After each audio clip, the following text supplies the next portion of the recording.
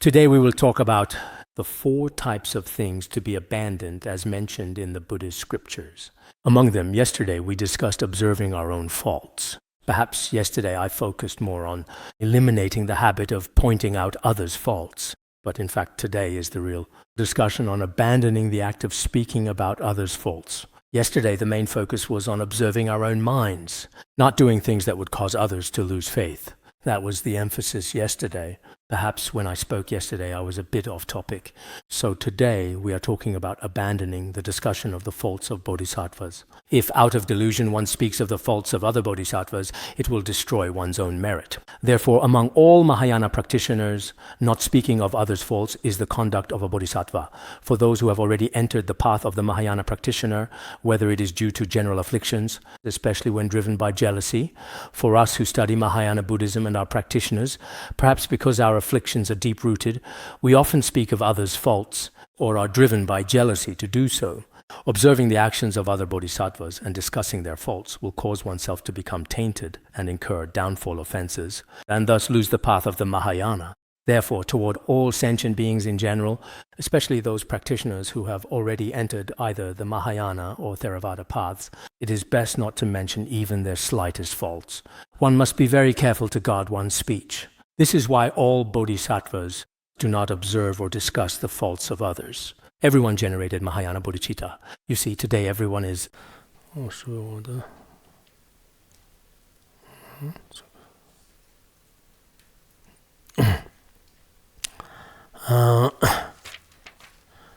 Drinking water is fine, right? I still don't even dare to drink water right now.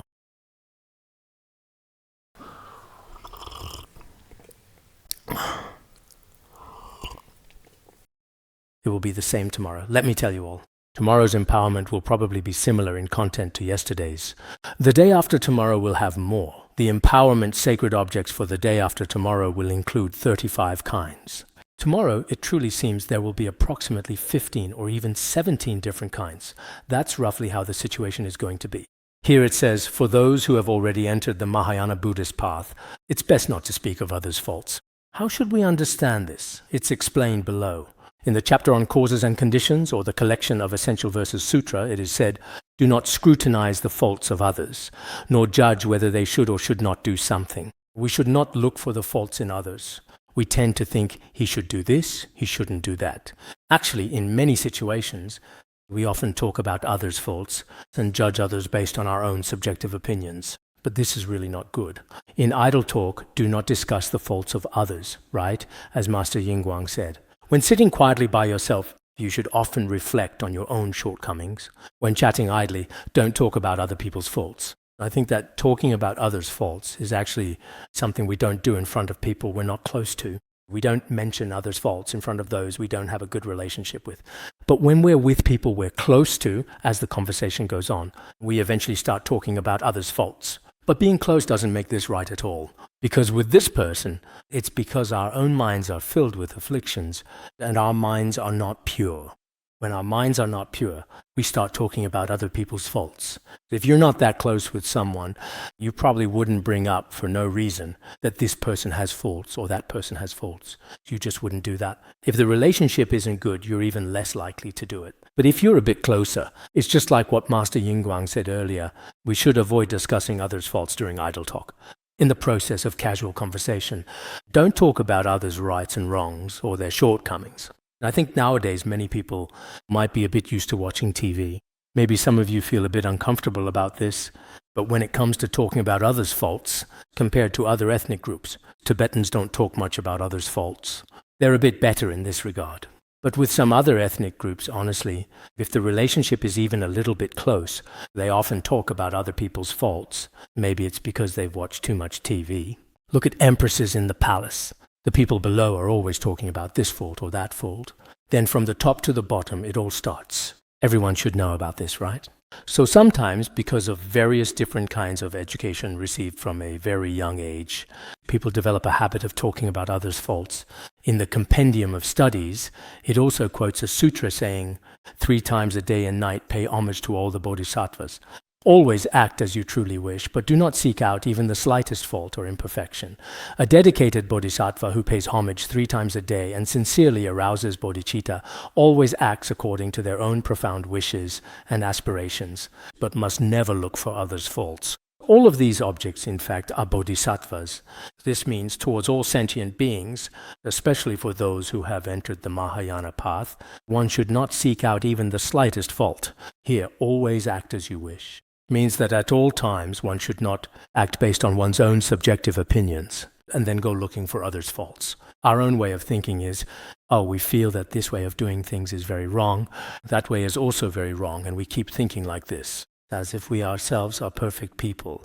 However, that is not truly the case either. The well-gone one, with profound insight, saw this fundamental truth and eloquently spoke about it, explaining its essence. And this is also explained in this treatise. The Buddha, who saw the meaning of these points, said this: a person cannot measure the spiritual level of another person. Only I and those like me are qualified to determine the spiritual level of a person. This is what the Buddha said. Ordinary people have no way of knowing what is going on in someone else's mind stream. The Buddha said that only I and those like me who have completely realized and perfected cessation and realization are qualified to determine the spiritual state of others. Indeed, from the outside it may seem as if this person is not following the Dharma, or that person is crazy, or that someone is this or that. But in reality, perhaps he is actually an emanation of a Buddha or a Bodhisattva. Indeed, when we went to Mount Wutai before, at that time the teacher said that everyone there was a manifestation of Manjushri Bodhisattva. When we were in the Chengdu area, we saw the farmers in the rice fields. We thought, oh, this must be Manjushri Bodhisattva. That's what we thought too. Actually, this place here is also considered the Wutai mountain of Tibet. Here, whether it's men or women, regardless of whether they appear pure or not, you could say they are manifestations of Manjushri Bodhisattva, or you could say they are manifestations of Avalokiteshvara Bodhisattva. We shouldn't say this or that about someone, or judge others by saying, this person is very good, that person is not good, or that I've heard that person is not pure, I've heard that person is a spy. Some of our Dharma friends here often say, this Kenpo is a spy, that Kenmo is a spy. Then whose spy are you? Maybe you're a spy, you don't know anything at all. So some things among us originally, if someone is a spy, what does that have to do with you? You haven't leaked any state secrets either. If there really is a spy, then what are you? So sometimes, really, someone wasn't a spy or anything to begin with, but after being passed around again and again, even monastics say, oh, this person isn't okay either. When they see them on the road, they're really scared and immediately avoid them. Wow, a spy is coming. Will they expose me? This is just a result of a few people among us whose minds aren't pure. They label others as such. Actually, when it comes to spies, there are also many bodhisattvas among them. There's nothing impure about it. If there are spies, that's fine too. Inside and out, we are all as pure as lotuses. Very pure. Every day we listen, contemplate, practice, and study. Other than that, there's nothing else. So what if there are spies? There's nothing shameful or unspeakable going on. We really have nothing to hide. But for a period last year, it was true that among the women here, there were some people. When I saw these people, I felt that these people, when something happens, often even drag in the Dharma teachers or the Kenmos, even the tutors, all of them are included. Except for themselves, they think everyone else is impure. But that's actually not the case. In a place like this, maybe there are such people. But even if there are, it doesn't really matter. Some people often say, you need to be careful, there are spies around you. But if there are spies, so what? It's not like I'm on a battlefield, nor have I committed any crimes. At this age, I should be very clear about what I should and shouldn't do. It should be very clear. So sometimes when observing others' faults, there are all kinds of situations. This is also explained in detail in the treatise on restraining one's own faults. In the Sutra of Entering the Seal of Faith, it is also said that if one harbors hatred toward a bodhisattva and turns away from them and says, I will not look at this wicked person, then his offense is immeasurable. It is even more serious than someone out of hatred locking up all sentient beings in the 10 directions in prison. This fault is even more severe than that. Even if one were to seize all the wealth of all beings in Jambudvipa, it would not be as grave a sin as slandering a bodhisattva. Bodhisattva does not refer to Manjushri or Avalokiteshvara, but to those who have generated bodhicitta, and whose mental continuum contains both aspirational and engaged bodhicitta. We must not slander someone who has not abandoned bodhicitta. If we do slander them, then the fault is the same as mentioned before. So in this case, everyone can also reflect on this. If we are careless and speak of others' faults, then this fault. If you don't believe in karma and its effects, that's another matter. But if you do believe in karma, it is truly terrifying.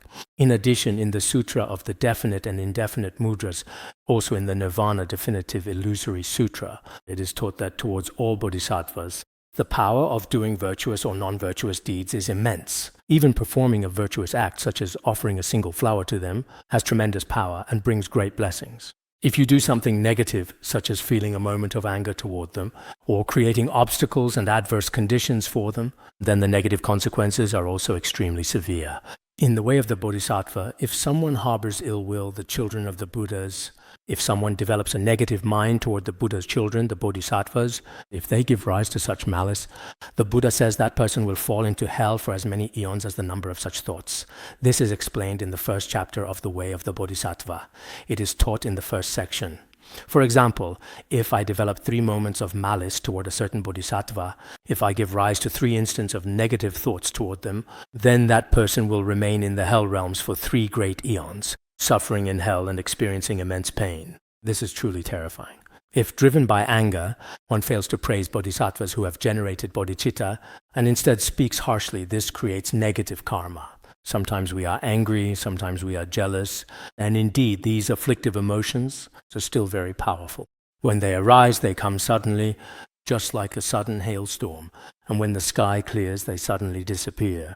If afflictive emotions suddenly arise at such times, and you see other bodhisattvas engaging in activities to spread dharma and benefit sentient beings, not only do you fail to rejoice, but often out of jealousy or anger speak of others' faults, then this negative karma is also extremely serious. The virtuous practices that counteract it are to regard all bodhisattvas as your teachers and to proclaim their meaningful virtues in all directions. If you want to know how to counteract and confess such negativity, regard all bodhisattvas as Buddhas and all people as Buddhas. In the past, Master Yingwang and others often taught this as well. To see everyone as a bodhisattva, as a Buddha. This is the best approach. No matter who it is, you should treat them as you would a Buddha. As it is also stated in the Kashyapa Inquiry Sutra, I give rise to the thought of seeing all sentient beings as my teachers. You see, at that time it was said to regard all sentient beings as Buddhas. Why is that? For what reason? Because we do not know whether their spiritual faculties have matured or not. I should think this way because it is the safest approach. Why do I need to do this? Because I truly do not know the capacities of these sentient beings, whether they have already matured and are like Buddhas, but just do not appear so outwardly, or if they have not yet matured, just ordinary average people. I truly have no way to distinguish or analyze this. So in that case, it's better that for every sentient being, I regard them as if they were Buddhas, or as if they were bodhisattvas. Perhaps this is the safest and best approach. There are certainly many accomplished beings among them. To give rise to the thought of seeing all sentient beings as teachers and to view them with a pure mind is extremely important. This is also explained in the Letter to a Friend. Sentient beings are like mangoes. There are also 4 types of people. Some are ripe both inside and outside. Some are unripe both inside and outside. Some are ripe inside but not outside. And some are unripe inside but ripe outside. Mangoes too have these 4 types. It's the same with people, especially those individuals who are mature on the inside but not on the outside. If they accumulate negative karma, they cannot perceive the deep abyss of future lives. It is like a pit of fire covered by ashes. Therefore, one must be extremely cautious and careful. As I just mentioned in the Letter to a Friend, if someone is unripe both inside and outside, we are all prone to this. Inside they are ordinary people, and outwardly they are the same. If someone is mature both inside and outside, just seeing them inspires faith. Wow, this person is truly a bodhisattva. Their external conduct is especially mature. If someone is unripe on the outside but mature on the inside, this is the most frightening situation. Internally, they are a true bodhisattva. But outwardly, in order to benefit sentient beings, he manifests in all sorts of ways. We might develop wrong views about him and even slander him. If someone is mature on the outside but not on the inside, then that's not easy either. Because outwardly they appear very calm and peaceful, but internally they have not matured. They are just like ordinary people. So we should look at all sentient beings And if you think someone is very wild, or that this person is very annoying or very bad, if you think like this, perhaps inside they are actually very mature. He might be a reincarnated being, a bodhisattva. Truly, he could be an extraordinary accomplished practitioner. But outwardly, perhaps his appearance has not matured. And when our own minds are not pure, maybe we don't see his outer qualities as good. So, toward everyone, we might think, oh, this could be someone who is mature inside but not outside. Outwardly, indeed, just as I mentioned earlier, like the one standing in the assembly hall today, the one wearing blue clothes. Well, it certainly looks like someone who is in their early 30s, doesn't it? Let me just say a bit, he's rather thin. And then there's another one who's chubby. This one might also be mature inside but not outside. Because if someone looks a bit overweight, whether they're mature or not, just by looking, at the time I thought, he's not even reciting mantras with his hands. Generally, when people look at someone, sometimes you really can tell from their behavior. No matter what, it seemed like when he came here, it was a completely new world to him. He was looking around everywhere, and when he was leaving, he was even stepping all over the monk's robes as he walked. He didn't feel at all like he was in such a dignified monastic community as a layperson himself. He didn't show a bit of respect. He even seemed rather smug about it. Maybe he's mature on the inside, but from what I saw, I think he's not mature inside or out.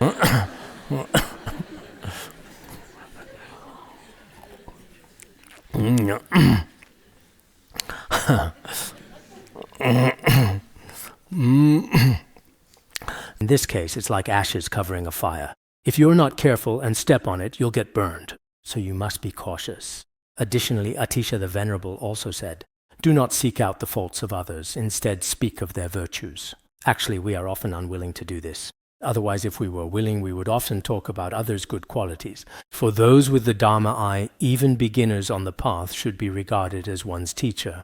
Whether one possesses the Dharma eye, or is accomplished, has attained realization, or any of these, or is just a beginner really, regard all such sentient beings as Buddhas in your mind. When viewing all sentient beings, see them as your parents or children, or as Buddhas themselves.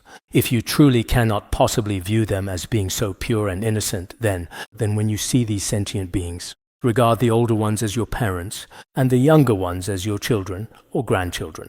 Never look down on beginners, even those of the lowest rank may possess the highest wisdom. This was spoken by the sixth patriarch, as mentioned in the Platform Sutra. We must not look down on beginners. They may appear to be of the lowest rank, but in reality they may possess the highest wisdom. When His Holiness went to seek teachings in Shichu, there was a monastery along the way where they were engaged in debate. As His Holiness watched from the side, at that time His Holiness was in his 20s. When he was in his 20s, they said, "Oh, 2 new beginners have arrived." Then His Holiness said to him, "Oh, the 2 of us are just beginners. Are all of you bodhisattvas who have attained the grounds?" And that person did not answer him. So truly we can't really tell either. Someone like His Holiness on the surface also looks just like an ordinary person. However, his profound inner maturity and exceptional qualities truly should be abundantly obvious to everyone. So among ordinary, everyday people just like us, it's genuinely and remarkably hard to accurately tell. Don't think, oh, this one's crazy, or judge by appearances like who's fat or who's skinny, or what kind of person someone is. But truly, maintaining a pure perception is very important. No matter who it is, we should never belittle or disparage them. For example, here among us, including some great masters who will propagate the Dharma and benefit beings in the future, when they first arrived, many of them seemed very ordinary. But in the end, after their own mind streams matured, they benefited countless beings, and their activities became truly vast. That concludes the story of Atisha. Jongdumba said, "If you treat others with generosity, everything will be harmonious and wonderful. One should be strict with oneself and lenient with others. But nowadays, many people are lenient with themselves, very forgiving toward themselves, but harsh and critical toward others." Venerable Potowa also said, "Sentient beings are inherently full of faults, yet we do not reflect on our own unreasonable shortcomings. Accumulating negative karma toward any virtuous object, such as a bodhisattva, is like a broom, which can sweep away all the virtue one has accumulated. This leads to being distanced from bodhicitta. We may not necessarily know where a bodhisattva resides. Therefore, do not focus on the faults of all sentient beings. Especially, do not look for faults in your guru. As for all sentient beings, it is indeed the case that, especially in some of our past stories, when making prostrations every 3 steps on a pilgrimage to Mount Wutai, sometimes indeed on the road you would see beggars in all sorts of appearances. Also, if you look at the biographies of great masters from the past, many bodhisattvas sometimes engaged in what the world considers rather menial work, such as working in the kitchen or sweeping the floors, and often appeared among these kinds of people. Because bodhisattvas are not arrogant, they may go wherever sentient beings need them, even to the most humble places, manifesting in various forms to benefit sentient beings. So we should not think that, only those sitting on the Dharma throne are truly remarkable. What appears to be lowly work, the kind of tasks that many people are unwilling to do, we might think only the lowest people would do them. But perhaps the highest is actually the lowest, and the lowest is actually the highest. So everyone should cultivate a pure view. Karapa Geshe also said, "The masters who expound Mahayana teachings, although their outward appearance and conduct may not seem impressive, their inner secret meaning is profound. So do not look for faults in your teacher." What Karapa Geshe meant was, these masters who teach Mahayana Buddhism, because they are guiding sentient beings of different capacities, in order to benefit these beings, their outward demeanor. When our previous master, the precious guru, was alive, sometimes he would appear to enjoy singing, sometimes he liked to dance, and even the precious guru himself would sometimes, out on the grass outside, start dancing and singing. And for an ordinary Theravada practitioner, they might think, how could the Dharma king, a bhikshu with such pure discipline, start dancing in front of everyone in such a public setting? Isn't it inappropriate to sing and dance like that? Some people might think this way, perhaps in terms of outward behavior. Indeed, many of the predecessors, whether it was the conduct of the 86 great Indian Mahasiddhas or the actions of many tantric yogis in Tibet, their external demeanor was not always the same. But as for their inner secret intentions, we cannot fathom them, so it's best not to look for faults in your guru. Venerable Langri Tangpa also said, "An ordinary person cannot judge another ordinary person. Therefore, we shouldn't slander anyone." As we just discussed, it's best not to judge anyone at all. If you keep talking about what kind of person someone is, always discussing others, then honestly, why is it that your spiritual practice shows less and less progress, and each year seems worse than the last? The main reason is that you've created a lot of negative karma through your speech, and a lot of negative karma in your mind as well. Logically speaking, our spiritual practice should show progress. Some people do make progress. Why is that? Because they practice properly. Some people not only fail to make progress, but actually regress. Why? Because your body, speech, and mind are not pure. As a result, even if you live in such a pure Dharma center for 100 years, I think you still won't achieve anything. If you spend every day looking for others' faults, constantly talking about others' faults, harboring anger in your heart, jealousy, arrogance, and all sorts of negative emotions, committing all 10 non-virtuous actions without exception, while your virtuous deeds are almost negligible, then how can you possibly practice the Dharma? Chakawa Geshe also said, "Do not speak of others' faults." This means we shouldn't talk about others breaking precepts or other faults. That person has broken the precepts. That person is, just like I mentioned earlier, talking about this fault or that fault from a worldly perspective, saying things like, he used to be a butcher, or she used to be a prostitute, or she used to be a widow, or he used to be anything that is considered even slightly inferior in the world. You can remember it all. But when it comes to even a little bit of virtue or merit, you can't bring yourself to praise it. You can't contemplate the overall situation of sentient beings, especially the faults of those who have entered the Buddhist path. Bodhisattva Togme Sangpo also said, "Generally speaking, idle gossip is meaningless. It only increases unwholesome actions," and this is indeed true. I hope that many of us can try our best to refrain from unnecessary speech. When I observe your conversations, there are very few people who talk about the Dharma or the qualities of the Guru. Sometimes it's really rare. Our lineage is excellent. What does the Abhidharma Kosha say about this? What does the Pramana Buddhist logic say about this? Very, very few people talk about it. And then when people start talking, if they begin to speak in a low voice, it means they're talking about someone's faults. They look around, left and right. Is there anyone here? Let me tell you, I recently found out a secret. This secret, I don't want to tell anyone except you, but you must keep it confidential.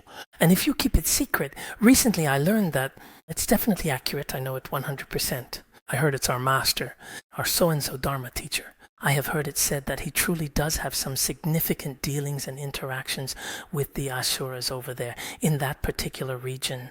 When I went out at that time, he saw me It really seemed like I'm sure he has some issues in his heart. If it weren't truly like that, it couldn't possibly, in any conceivable way, be this particular way. I also know about another very interesting person. Let me absolutely tell you all about them.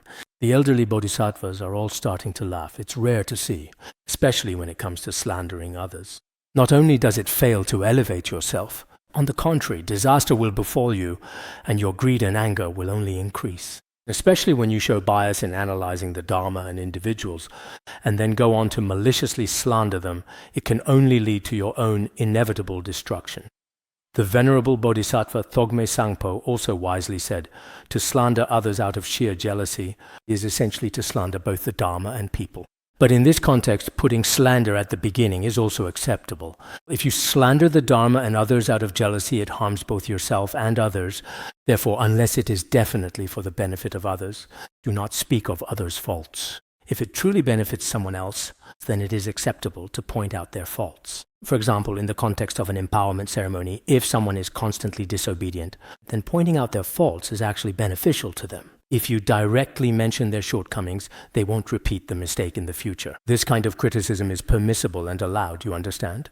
As for other matters, speaking for myself, I also observe myself personally, and even with people I have a good relationship with, I rarely talk about others' faults. This is something about myself that I think I can share. It's not that just because I get along well with someone, I immediately start speaking carelessly about their shortcomings. I feel that it's unnecessary. In fact, when you have a closer relationship with someone, you should be even more careful about mentioning their faults. Otherwise, even if your relationship is very good, but if you never talk about the merits of the Dharma or people and only speak to disparage the Dharma and others, that's really not good. So regarding the human mind, I also mentioned this a couple of days ago.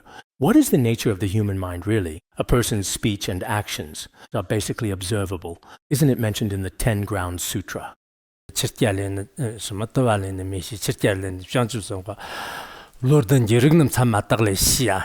quoted the 10 Grounds Sutra before, saying that just as you observe the presence of water by watching waterfowl, or observe the presence of fire by looking for smoke, in the same way, a wise bodhisattva can understand someone's inner state through their actions and speech. So we often observe this as well. If you interact with someone even for a short while, you can get to know that person's interests, whether this person likes to talk about others' faults, or if this person speaks about the merits of the Dharma, the merits of the teacher, or the merits of fellow practitioners. These are things we should pay attention to. So today I've explained this quite clearly. The Venerable Ones also practice in this way. All right, that's all for today.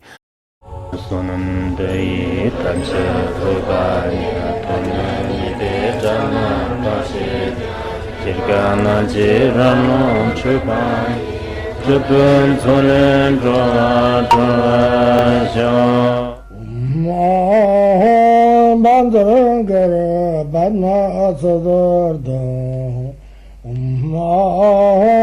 bandran gara badna sodargye